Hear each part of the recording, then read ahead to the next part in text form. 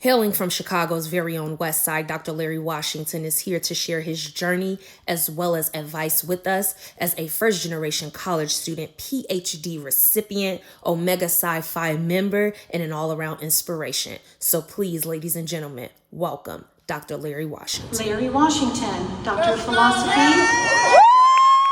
Education Policy, Organization, and Leadership, hooded by Anthony Sellers.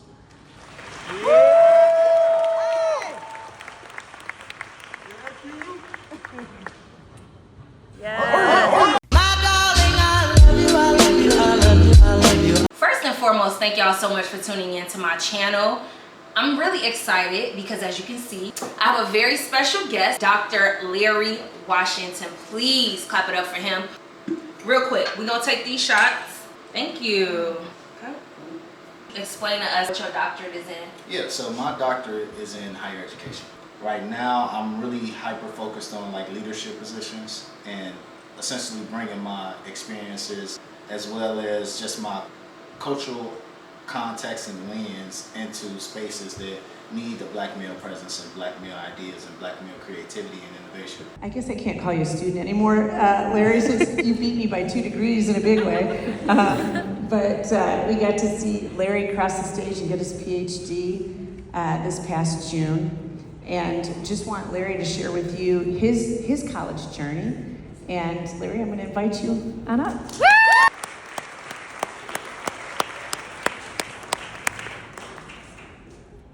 Hello, everyone.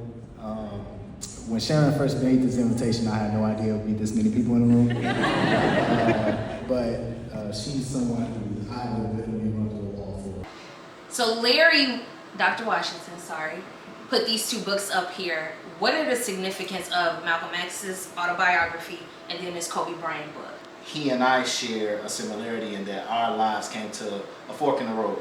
Mine happened my freshman year in high school, and if you're familiar with Malcolm X, his happened when he went to prison. So very similar in how we ultimately made the best choice for ourselves, and which that choice was to help others. I see so much beauty in this room.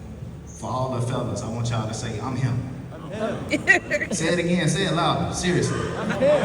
Y'all him, real talk. All the ladies, you are her. I'm her. I'm her. Period. Period.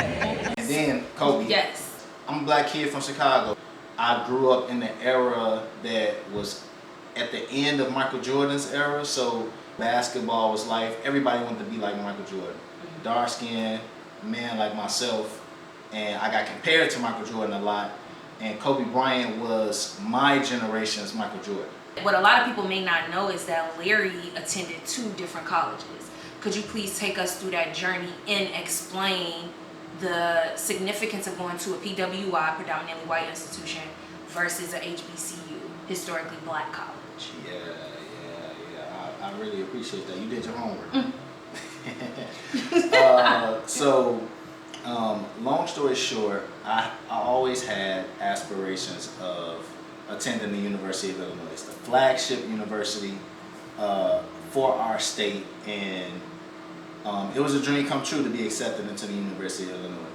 When I ultimately got there, it was not at all an environment that was going to be conducive to my success, in the sense that there's already a huge transition from being a high school student to being a college student, but there's another huge transition from being from predominantly black neighborhoods and high schools and going to a predominantly white institution.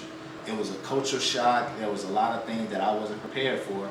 I'm also a first-generation college student, so I'm the first in my family to go to college, first to get my bachelor's, master's, and now a doctorate. And so I had to navigate that space without a lot of familiarity and a lot of preparation. Ultimately, I didn't do well my freshman year of college. I actually got kicked out of the university because my GPA was so low. And from there, my second chance was Jackson State University, which is an HBCU, like Tati shared. Pros and cons. HBCUs, the blackness, the richness, the diversity of blackness. Coming from the west side of Chicago and going to a university and just seeing all of these different types of beautiful black people from all types of walks of earth, with so much style, so much swag. Y'all know how we do. Yes. And to be in the presence of future leaders and great scholars that are black and look like me was very important. Also, the involvement of the professors. So if I missed a class, the next day my teacher would call me out and say, "You weren't in class yesterday, where were you?" Don't make that a habit. And also the ability to find yourself and the encouragement to learn your history, learn more about who you are, challenge the perception and the societal norms of what blackness is, were all beneficial to me, really getting a deeper understanding of who I am as an individual and how much I do love being black. And I know that you mentioned with the PWI, the goodness came from the resources and stuff like that that they provide for you. Is there something else that you wanted to speak to regarding that?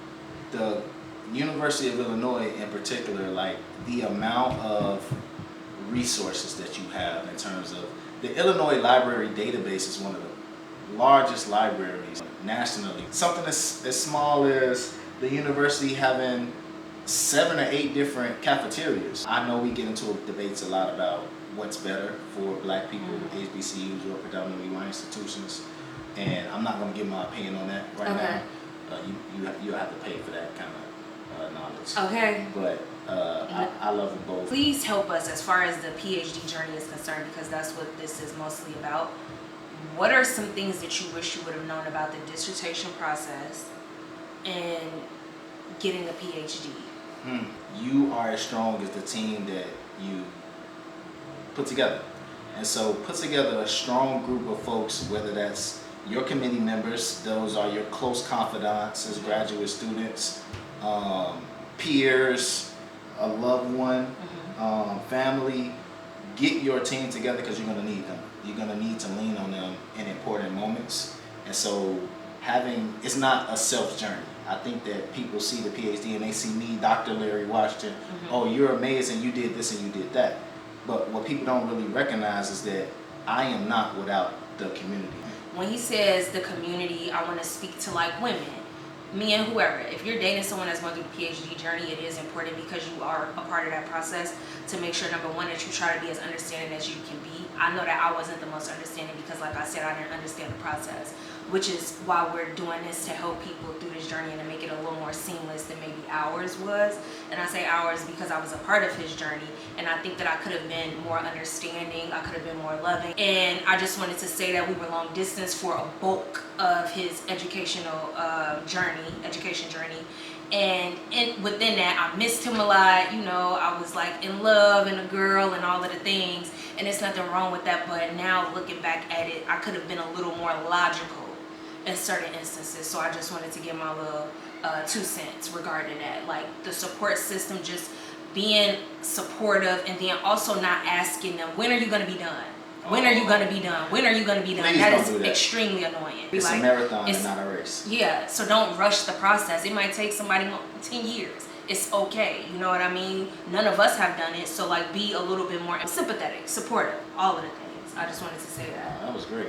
Advice for dissertation process: love what you do. Love what you are researching, and don't take no for an answer. If it's something that you're passionate about, if you know that what you have to add to the conversation is going to move forward, whatever topic that you're studying, whatever your dissertation is on, you stick with it and you prove to those people that what I have is, it needs to be shared, and it's important that I get these thoughts and these experiences out into the public, in the world, for public consumption and public good. Is there anything else that is on your mind that you're like, I need to share this? Like people need to know this about the process, about presenting, just anything that comes to mind that you would like to share? I would say it's okay to not know what you're doing, first of all. And that's the exploratory part of the journey. Look at other dissertations, right? Look at other defenses and see how people are modeling their work and what they're doing in order to get to that finish line. So I think the most important thing is to work backwards. Have your end goal in mind and know this is what I want to do, this is how I want to do it, and then start to develop a plan on, okay, by here is when I'm going to have this done. Narrow down what you want to do. Because originally I had like so many grand ideas. Your goal isn't to solve all the problems of the world. Your goal is to talk about one topic and be the expert of that topic and add that to the lock in and focus on what you want to add. What did you do in order to balance the stresses? Because research will tell you that people that are getting their PhDs, and it may have a lot to do with like your network not necessarily understanding the journey unless they've been through it. A lot of depression, a lot of like sadness and stuff like that. So how did you get through that? Like what did you do in order to get through the process? One, the most important thing that I did was I went at my own pace. To that point of everyone asking like, you know, when are you gonna be done? Or comments like, you've been in school for forever, right? You can easily allow that to throw you off your plan. And you know, you can easily focus on what man has to say and not pay attention to what God has to say for your life. And so, number one, keep God in your life and everything that you do. Go to Him, and when you need to. And I'm so glad that I was able to meet someone that's so loving and also like emphasize the importance of spirituality in my journey. So find your center, find that spirituality, and that's very important. Go at your own pace. Have people that are always going to pick up the phone for you whenever you need. Reach out when you do need help. As much as you prioritize getting things done, prioritize yourself. Prioritize and find that space and time where you're not thinking, where you're just doing something that releases your energy and takes a load off of your mental capacity. Get a hobby. Yeah. Whatever your hobby is, whatever brings you joy, lean into it in those moments. I want to share my thank you to everyone out there who's listening to this video, who had any part in this journey. Well, we love you. We're proud of you. You already know that. If you have any other questions, please don't hesitate to comment. He has already said that he will answer your questions if we miss anything at this point in time. Thank you so much for tuning in. Thank you so much for being here, Dr. Washington. We are proud of you and we love you dearly. Thank y'all. I love you, I love you, I love you, I love you.